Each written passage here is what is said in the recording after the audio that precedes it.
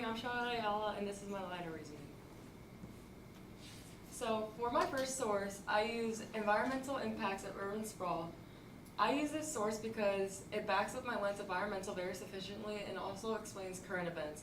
Now, I say it also explains current events because I don't like using sources that use like information from like 10 years ago because I don't feel like that's accurate, especially with Lake Nona since we're a very rapidly growing community.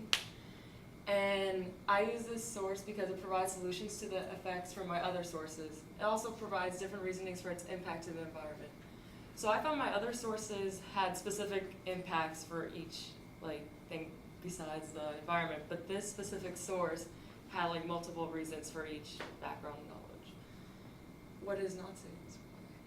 It fails to express studies made to conclusions stated, and it doesn't show enough dates or people involved. So I found it didn't show like who made the studies and like the dates of studies or anything. It just put a bunch of information on the paper. I did not like that, and I wish it would show more dates and studies and companies like working with the information.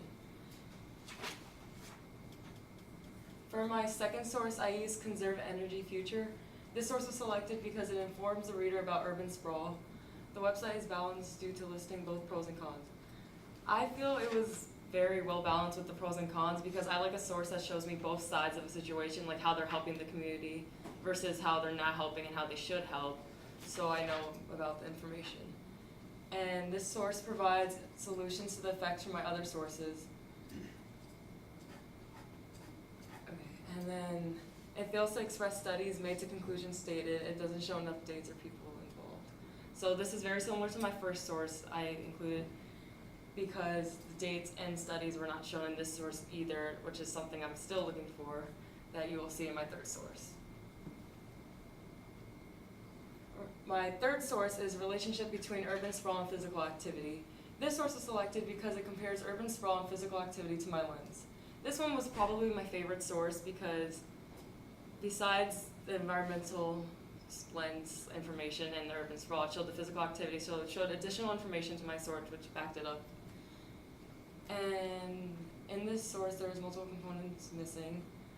So besides the additional information, it doesn't show as much urban sprawl information as environmental information as I wanted.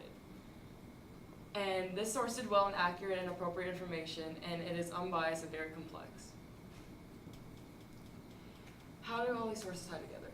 So overall, all my three sources, they all relate to urban sprawl and my lens, and I feel they all supported my reasoning very well. And each of them had their own differences, which is something I like very well too. What questions do you have? Thank you.